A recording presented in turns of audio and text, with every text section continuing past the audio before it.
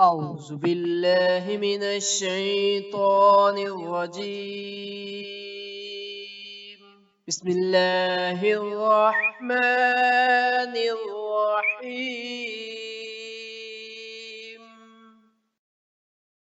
السلام علیکم ناظرین، ایک اور بہت ہی دلچسپ اور سبق اموز کہانی کے ساتھ حاضر ہیں۔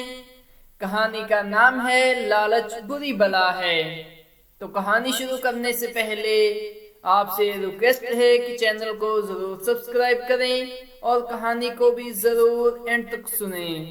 شہر کے قریب کسی گاؤں میں ایک کتا روزانہ صبح اپنی روزی کی تلاش میں گھر سے نکلتا تھا اور گوشت کی دکان کے باہر پڑی ہوئی ہڈیوں کو جمع کرتا اور گھر لا کر اپنے گھر والوں کے ساتھ مل کر کھایا کرتا۔ ایک مرتبہ کتا بہت بھوکا تھا، باوجود تلاش کہ اسے کوئی ہڈی نہ ملی۔ گھومتے گھومتے وہ ایک گوشت کی دکان پر پہنچا جہاں لوگ گوشت خرید رہے تھے۔ قصاب لوگوں کو گوشت بیچ رہا تھا۔ کتا آہستہ آہستہ دکان کی طرف بڑھا، قصاب سے نظر بجا کر ہڈی اٹھائی اور اپنے گھر کی طرف دوڑ لگائی۔ قصاب نے کتے کی یہ حرکت دیکھی تو کتے کے پیچھے بھاگا۔ اب تو کتا بہت گھبرایا اور تیزی سے دوڑنے لگا، یہاں تک کہ وہ قصاب کی پہنچ سے دور ہو گیا۔ لیکن وہ بجائے اپنے گھر پہنچنے کے بے خیالی میں نہر کی طرف آ گیا۔ کتے نے ہڈی منہ میں دبائی ہوئی تھی۔ اس نے نہر میں دیکھا تو اسے اپنا ہی عکس نظر آیا۔ کتا سمجھا کہ پانی میں ایک اور کتا ہے جس کے پاس ہڈی بھی ہے۔ لالچی کتے نے سوچا کہ کیوں نہ میں اس کی ہڈی چھین لوں تو میرے پاس 2 ہڈیاں ہو جائیں گی۔ اس ارادے سے اس نے جیسے ہی بھونکنے کے لیے منہ کھولا تو اس کے منہ سے ہڈی پانی میں جا گری۔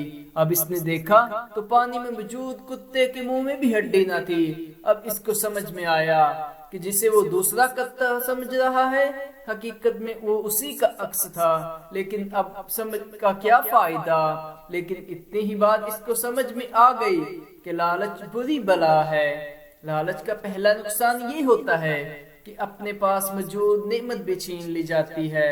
ہمیں کسی بچے کی گھڑی نظر آئے، کسی کی قلم نظر آئے تو اس کو للچاتی ہوئی نگاہ سے نہیں دیکھنا چاہیے اور نہ امی ابو سے ضد کر کے مانگنی چاہیے، بلکہ اللہ تعالیٰ سے جیسی بھی ہو، قلم ہو یا گھڑی ہو، اس پر شکر ادا کرنا چاہیے۔ وہاں اللہ تعالیٰ سے ضرور اس سے بڑھیا نعمت مانگتے رہنا چاہیے، مگر لالچ سے بچتے رہنا چاہیے۔ اب دعا کریں اللہ کسی بچے اور بچی کو لالچی نہ بنائے، لالچ کی بری عادت سے سب کی حفاظت فرمائے، آمین۔ جزاک اللہ۔ اگر آپ کو یہ ویڈیو اچھی لگی ہے تو ضرور شیئر کریں۔ جزاک اللہ۔